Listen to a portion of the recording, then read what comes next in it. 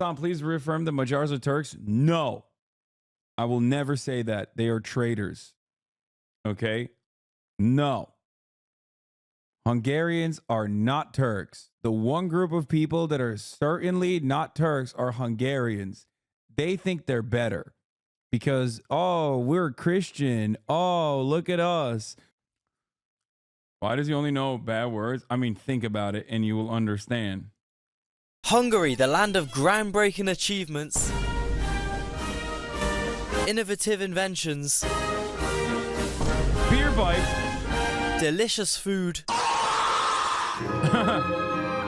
the world's most luxurious mackies, disciplined hard workers, convenient public pools, also known as fish tanks in the local pet shop, one of the most abysmal financial policies in Europe. Hungarian government officials coincidentally receiving a 33% pay rise after implementing another 300% tax increase on small businesses. Hungary's Prime Minister Viktor Orban, when asked if he's going to use EU loans to improve his country slightly or just build another $12 million stadium for the most terrible amateur local football.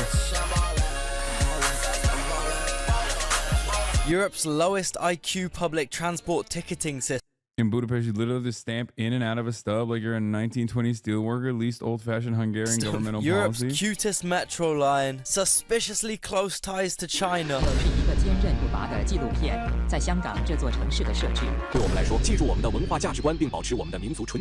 Hungary is also the land of paprika. They use this spice in literally everything. I wouldn't be surprised if the parliament building's roof was just glued on paprika. Yeah, they really make a big deal about the fucking paprika here. That damn pepper is plastered all over the place. And alongside that, Hungary has produced many notable celebrities. Houdini, the Ramones, this dude, even Hank. No way. Magyar Milan? Why am I? I've been to Budapest twice in the last 2 years. I'm saying that like there's anywhere else to go in Hungary. There's absolutely not.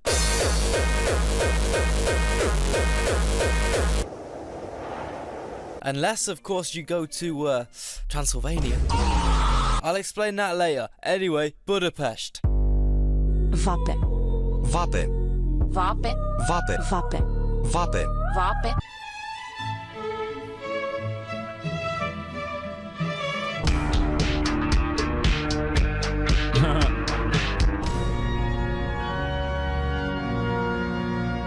Anyway, Budapest is actually historically two cities, Buda and Pest, with Buda having the famous old landmarks, some of which are honestly phenomenal. I mean, just look at that roof, look at that castle, look at that bastion, look at that old town, look at those 4 brain-dead Brits on a lad's holiday getting scammed into paying 50,000 foreign for a picture of them holding an owl.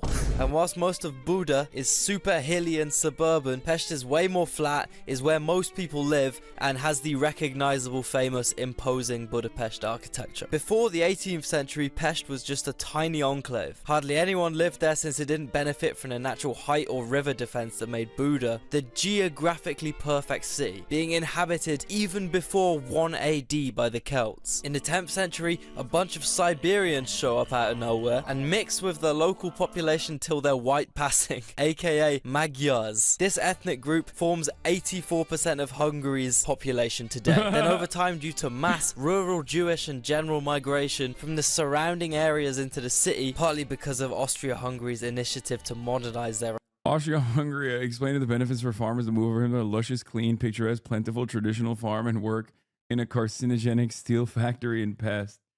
Hasan, please reaffirm the Magyars are Turks. No, I will never say that. They are traitors. Okay? No. Hungarians are not Turks. The one group of people that are certainly not Turks are Hungarians. They think they're better because, oh, we're Christian. Oh, look at us. We're so super Christian. It's like you look at the Balkans and it's like Turk, Turk, Turk. Oh, we're super Christian. Don't look at us. Turk, Turk, Christian Turk in the form of Serbs. And then you have Croats, which are also not Turks. Okay? Just remember that. These are the rules. Serbians, also Turkic, technically, even though not Muslim, but still Turkish. Okay? Albanians, the most Turk. No one is more Turkish. I would say almost as Turkish as the Turks themselves. Everyone is Turkish, not Hungarians and not Croatians. Remember that. Their economy. By the year 1900, Budapest was the 8th Us Serbs destroyed your empire being goat farmers? Yeah, sure. largest city in Europe, and the flatlands of Pest provided these newcomers with the perfect location for a bustling, modern, well-organized but grimy city. Then both sides grew until it was... Are Chinese Turkish? No. Built a whole ass wall to not be Turkish. Even though there are Turkic Chinese, obviously, like the Uyghurs. That's a whole different can of worms. But definitely not Turkish in general. Han Chinese, not Turkish. Okay? Built a whole ass wall, baby. Straight up. They were like, oh, these Turks, don't fuck with them. Build a goddamn wall. Build the wall. That's what they said. Pointless to see them as two separate cities, and they were officially unified in 1973. Now, from our time in Pest, I've come across some notable things about the place. For example, the scams. The scams are everywhere in Budapest. The ATMs, the 20 euro Rostis. Are Somalis Turkish? That wasn't the case. Somalia increasingly becoming Turkish. By the way, that's not even a joke. That's literally true, though. Like, actually, Turkey and Somalia are aligned heavily. Something to remember. Literally, like half of the...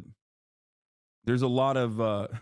that's just a separate point. That's a more modern situation. The classic club scam, the public transport ticket scams, the carcinogenic gypsy geek bars. I mean, the city taxis in Budapest are literally a fucking mafia that can get away with robbing and beating up naive or drunk tourists due to them having such a monopoly, being so powerful and having so much influence over the government. I mean, they literally made the Hungarian government ban Uber to make sure they still had a taxi monopoly. Thankfully, though, I do feel like the banning of Uber to maintain a taxi monopoly is pretty prominent in Europe, though.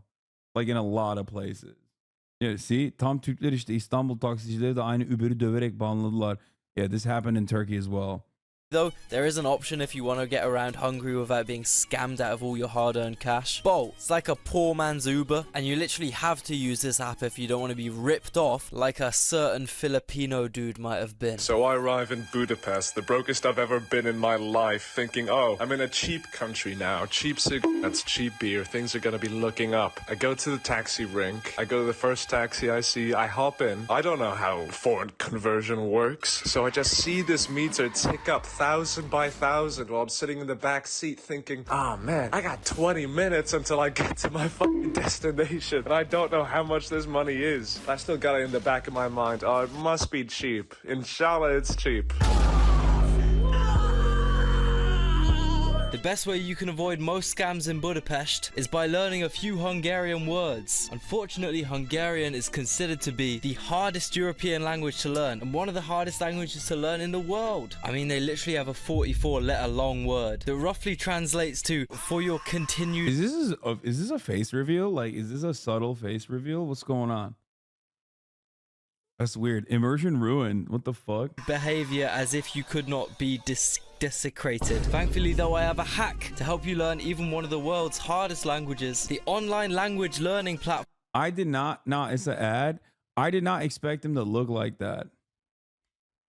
He revealed it long ago. I did not expect him to look so baby faced. italki. italki is an... Because he sounds like such a fucking free head, yeah. That it's like you just don't expect it. I don't know.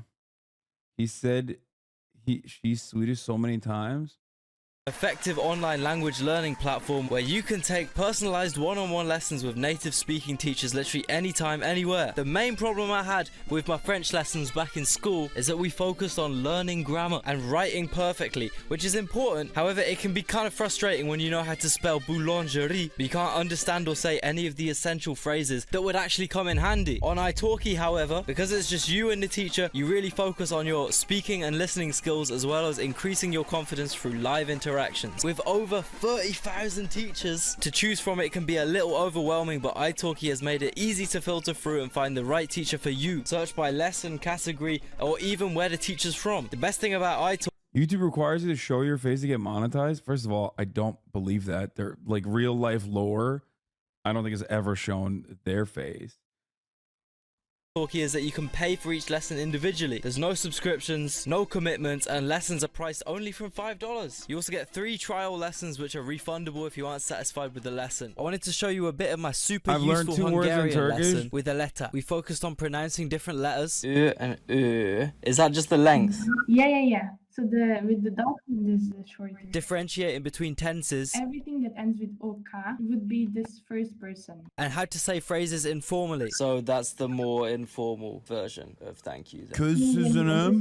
So start your learning language journey now with the link below in the description. And don't forget to use the promo code Geopold. Get $5 credit when you sign up for your first class. This code is good for the first 50 users when you purchase $10 or more. So go quick, bro. Go quick. Anyway, when we were in Hungary, this dude literally paid 10,000 Hungarian forint for a 15-minute taxi. And if you're thinking that amount of cash sounds just ridiculous and made up, it's not. It's just that Hungary has Europe's silliest currency. $1 is equivalent to 348 Hungarian forint, which leads me on to one of Hungary's less conventional tourist attractions. If you've got more than $2,872 in your savings account, you can go around telling everyone you're a millionaire. Super underrated reason to visit Hungary, in my opinion. But if you want a more conventional reason to visit this country, it's the food. I swear I'm not gonna say it, guys. I swear I'm not gonna. Where are you from? Hungary. Hungary? I'm hungry.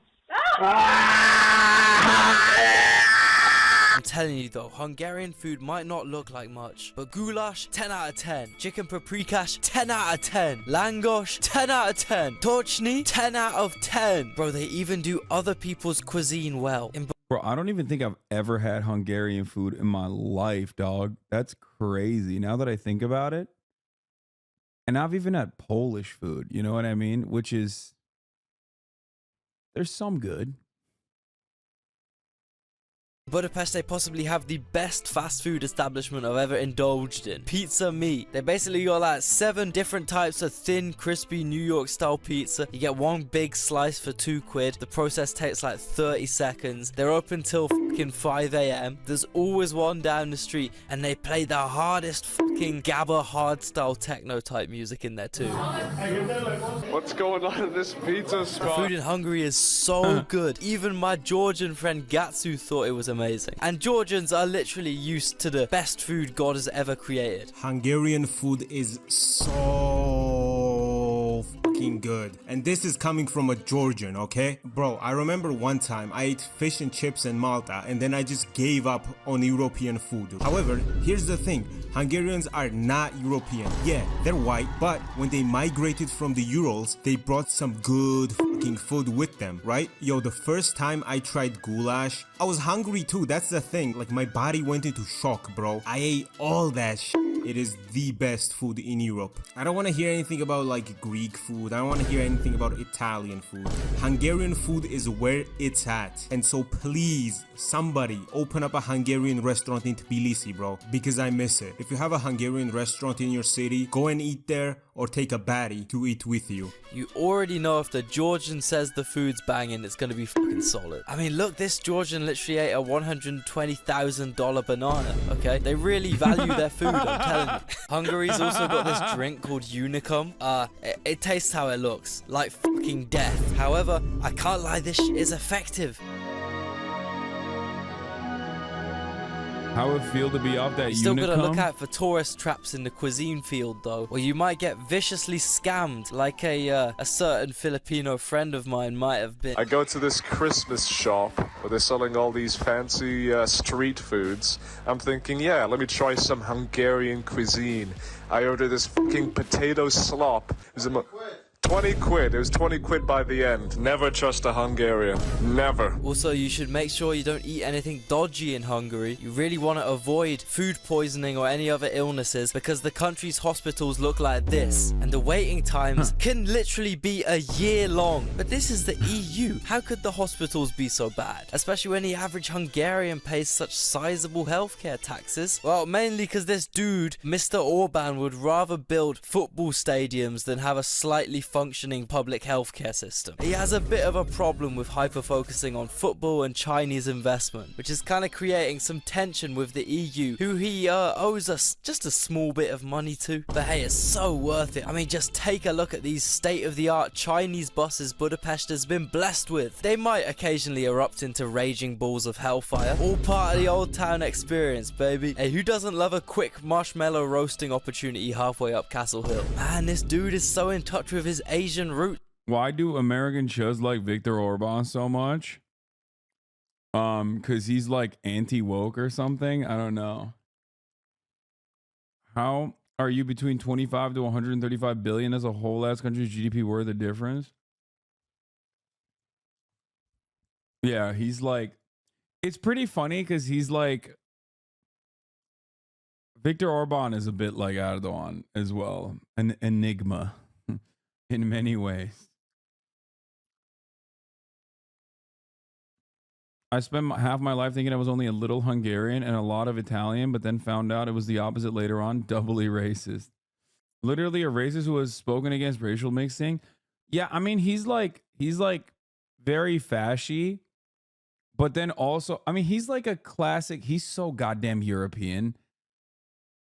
It's like an incredibly European feature to be like insanely fascist, but then also simultaneously just be like rely heavily on the European Union, I guess. But the part that he's like not very European on is that he's like ahead of the curve on being openly fascist. Because European social democrats and neoliberals in general will be, I don't know. I don't, it's like they have a much more polite way of being like insanely racist. He's just like so openly racist. He's building Europe's first ever Chinese university, despite Budapest's Macron's like that too. No, Macron is actually a perfect example of like European fascism on the neoliberal side. I would say Emmanuel Macron is Emmanuel Macron in the streets is like Justin Trudeau. Emmanuel Macron in the sheets is like Adolf Hitler, okay? That's the whole point. I feel like, do you guys understand what I'm saying? Like on the streets, he's like, oh yeah, I'm not very racist. Yes, we must maybe take a look at the immigration. But then like behind closed doors, he's like, yeah, we have to kill Muslims. I don't know. I mean, I'm exaggerating, but he's just like a disgusting little freak. But in public, he really polites it up. Mayor protesting this by changing the campus's road names to Uyghur Martyrs Road, Free Hong Kong Road, Dalai Lama Road, for example. It's actually opening in 2024 because big Xi Jinping probably slid him a couple rare FIFA cards under the table or something. Hungarians in 50 years' time expressing their unhappiness when they officially get annexed as Imperial China's Western. I love this. Yeah, Hungarian politicians are typically like clinically brain-dead, weird, hypocritical old heads. I think this news headline should probably explain all you need to know. Oh yeah, dude, classic. The anti-gay Hungarian politician has resigned after being caught by the police fleeing a 25-man orgy through a window. But how can these obviously crazy dudes stay in power? Oh, great example. Thank you. I mean, his government called Islam barbaric and said it cannot be compatible with French values. Thank you. Yes. That is exactly what I mean. Yeah. When a French person says it, they say it in a way where you're like, they're being quite polite about how unimaginably Islamophobic they are. See? And then you have Americans who I guess like, he's not racist. He's trying to appease racist voters. It's literally the opposite. It's the other way around. Islamophobic, not racist. I don't understand what you're trying to say here. Emmanuel Macron is running the fucking American Democratic Party strategy that has been a demonstrable failure in the United States of America to a goddamn T by appeasing right-wing elements in France and losing out on the center, completely losing out on the left, and even losing the liberals to a certain degree. And the only thing you end up doing in that situation is like you're not able to combat the far right elements. You're not able to combat the far right elements that are growing in your country. You've just normalized their position by being like the supposedly sane liberal guy who pushed for said positions. That's it. Okay. Oh, yes. Making the burqa illegal, really just appeasement. Yeah. It's like, I already said this. This is happening in every European country. I've talked about this quite a bit, talked about it quite extensively. Le Pen is going to be the next leader, one hundo P. Macron isn't a fascist, just a standard French neoliberal with traditional French prejudices. Yes, so a fascist. Why is fascism so on the rise all over the world? Well, as the profit rates tend to decline, okay, and we look to squeeze out the what remains, oftentimes from the one, malleable component, labor, to try to endlessly increase profit margins. No matter what happens, you are inevitably going to have more economic instability, more economic volatility, and also, of course, the issues that arise from imperialism, which is also a necessity for the thing that I just mentioned. Capitalist exploitation and its continuation as profit rates tend to decline. So then there's going to be a lot of reactionary instability paired up with the economic volatility. There's going to be a lot of reactionary attitudes that rise up. And then basically the neoliberals that have been in power in Europe for a very long time, in order to manage the current crisis that is that they're experiencing under capitalism, will turn to more and more fascist perspectives in an effort not to lose power. And they'll say that they're doing this to save face or to appease the right-wing votes and to appear as a bottleneck against an even more right-wing group from seizing power. Because, oh God, if they do, it'll be so much worse. Yeah, he just accepted publicly to validate the Great Replacement conspiracy theory, saying that the country needs to rearm itself demographically. Gonna flee to Canada, I guess. Yeah, it's really funny thinking about that, especially because, like, yeah, no, he when he came to power, like, the American liberal media was like sucking his cock harder than his much older teacher wife was sucking his wee-wee when he was probably in an age inappropriate and social dynamic inappropriate relationship. They were just like, they were so on board. Like, they were like, this guy, the liberal savior, he's saving France. And then they did it again in the last election. Okay, why did you remind us of this? I mean, obviously, I'm going to remind you of that instead of the top of the hour ad break, right? They met each other when he was 14. It's normal for France. Yeah. Yeah, French elections always revolved around electing whoever faces one of the Le Pen. Macron was elected without any election promises / program, but at this point, there's virtually no difference between the two of them. And then most bloody mandate internally, both physically with the protests and economically with the gutting of social services. Yes. And then here's what will actually happen. Le Pen, who is a more real racist that can appease or appeal to like the even further right-wing elements that are now more galvanized, that now feel like their policies are normalized by the liberals, can come into power while simultaneously maintaining the position that like they are going to be a populist and actually bring about like some real change to France. They're going to implement some economic policies that are helpful to the real French. But the reality is they're not going to do that. They're just going to maintain the same order as they've done time and time again, as fascists have done time and time again historically. They'll come in and be like, no, guys, the nationalism stuff is whatever. We're socialists. We're socialists. We have national pride, and like we're gonna be the ones who actually fix the economy in the left-wing direction. Don't worry. But then all they will do is further erode and continue the same capitalist stranglehold on the economy, while simultaneously really cranking the racism dial a lot more.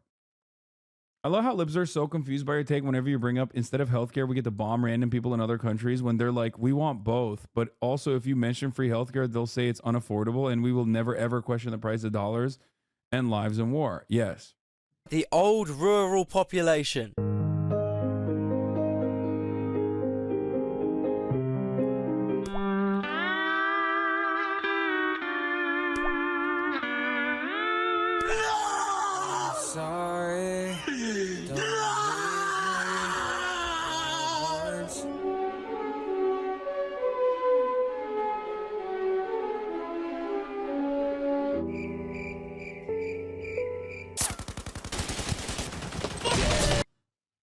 Peacefulness leave in Eastern Hungary. Do you think people will realize that fascism is bad, okay, on their own, or do you think something bad will have to happen for people to stop voting for them? Well, all I'm saying is, in the absence of a left-wing force, like an ideological force that genuinely opposes capitalism, I don't know. Because, like, at least last time when this shit happened, there was, and I know a lot of people always say, like, oh, did you know about the Molotov-Ribbentrop Act? Shut the fuck up, dumbass liberals, okay? Who put together the greatest Nazi murder force of all time, okay? Listen, gotta give my man some credit, okay?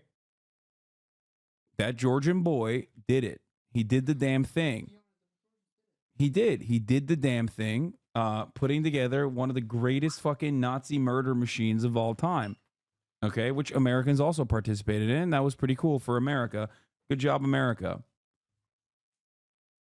Oh my God, are you fucking joking? Please tell me. He's not. No. Stop. Anyway, yeah, all I'm saying is there's no class conscience to combat the rise in fascism. How are we going to get through this? Yes, that is all I'm saying. You make up what happens. I know history does have a tendency to repeat itself, and unfortunately, I feel like this time around, neoliberalism has been such a perfect complementary fascist adjacent ideology that I don't know. It is completely eviscerated, completely gutted, completely neutered all matter of like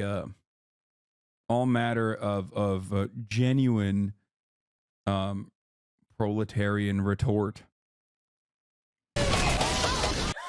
This rural population pretty much exists anywhere in Hungary that isn't Budapest. That's because it's low-key the only city in Hungary. Budapest has almost 2 million people, and the second biggest city, Debrecen, hardly even scrapes 200k. This is partly because quite a lot of the ethnically Hungarian regions aren't in Hungary. There are like 3 or 4 million Hungarians that live in the neighboring countries, Romania, Ukraine, Slovakia, Serbia, Croatia, Slovenia, Austria. I mean, Hungary within the Austro-Hungarian Empire was actually big as hell, up there with Poland, Italy, Britain. That was until they lost World War I, along with 2/3 of their territory. Damn, 1918 was a bad year for them guys, bro. And I don't really know too much about what it's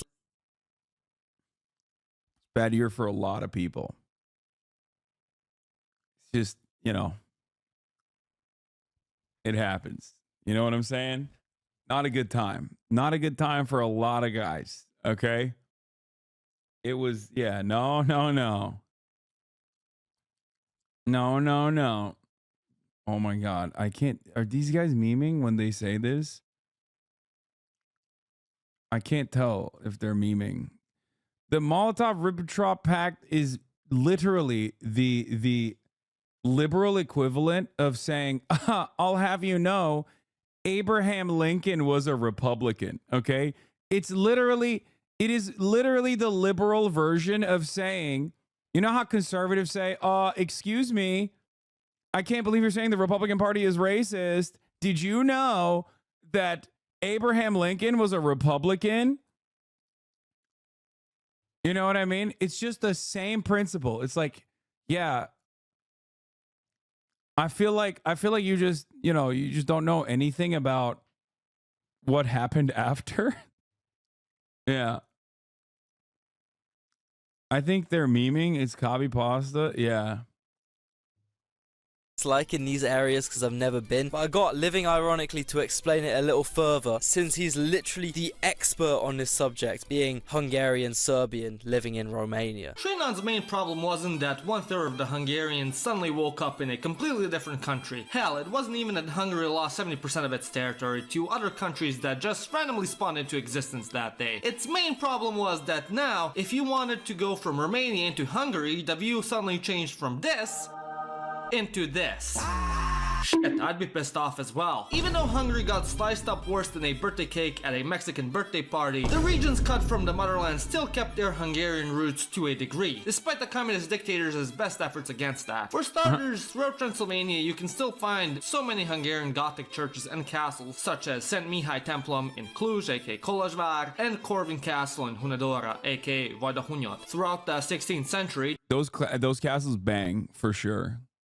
the Catholic Church was having an atheistic meltdown, which many historians today call the Reformation. Many Hungarians in particular were quick to adopt these new Christian beliefs, such as the famous teachings of John Calvin, that no matter what you do, God has already decided that you're going to hell. Transylvania in particular became a huge hotspot for the spread of Calvinism/Reformism, as the region came under partial control of the Ottomans, and they simply couldn't be bothered to deal with the issues of the dirty kafir. So as a result, the province became one of the most religiously diverse ones within historical Hungary, with hundreds of Hungarian churches of different denominations springing up throughout Transylvania. In other parts of the kingdom, such as Vojvodina, aka Vajdaság, and Krisana, aka Körösvidék, Hungarian Art Nouveau was the popular style to build in. Thus, the cities of Subotica, aka Szabadka, and Oradea, aka Nagyvárad, have such a distinctive look which makes them look as if they came out of some sort of fairy tale. Many Hungarians across the border accepted their fate and moved on with their lives and became functioning members of the new countries they found themselves in. Hell, they integrated so well, one even shot down an American plane during the Yugoslav wars. However, others such as the Székely, not so much. For those of you that don't know, the Székely are a group of Hungarians that live in the heart of Transylvania in the Carpathians. Their main personality trait is that despite being completely surrounded by Romanians and basically sitting in the center of Romania itself, they would rather be tortured by Vlad the Impaler himself than ever spout a single word of Romanian. They're also famous for always carrying a knife on themselves. People in London think they're hot shit for packing a blade. They've never met a Székely. When I first ever met my Székely father-in-law, do you want to know what he gave me as a gift? That's right, a $180 pocket knife. It is pretty sweet though. But yeah, Janos signing out. The only thing I gotta say about Transylvania is they make these crisps. I tried them in a Transylvanian bar in Budapest, and oh my god, they're the best fucking thing ever, dude. I think about them every day. If someone wants to ship me some of these, yo, I would be so gassed. Anyway, in conclusion, Hungary is an interesting place. From what I've heard, you might want to give the top northeast bit a miss. This is really where you want to be. Personally, Budapest is one of my favorite cities ever, and as long as you can wiggle your way out of scams, you'll have a great time. Go around telling people you're a millionaire, go eat some fucking paprika based food, go bonk the metro, go look up at the roof porn this city provides. Best roofs in Europe, I think. Just whatever you do, don't end up getting monetarily pillaged like a certain Filipino. Fucking disgusting. Yo guys, so much blood, sweat and tears went into this video, I can't even explain. I went all the way to Hungary, then spent like a month editing this shit. My sleep schedule is absolutely obliterated right now. So hey man, I would deeply appreciate a little sub, a little like, a little comment even. More videos soon. Okay, peace. Worst place to break down car. Struggle to ask for a mechanic, which is a little. No. Here, what's up? Hey Hasan. What? Was mig. What does that mean? What did you just say? I gave it a like, even though I have a strict no liking eyebrow policy. Right? Fucking hell. I don't know what Murat said. What did he say? Oh, no. Why do you know Hungarian? It's the language of traitors, dog. Chill. I've already established. Means fuck me in Hungarian. What?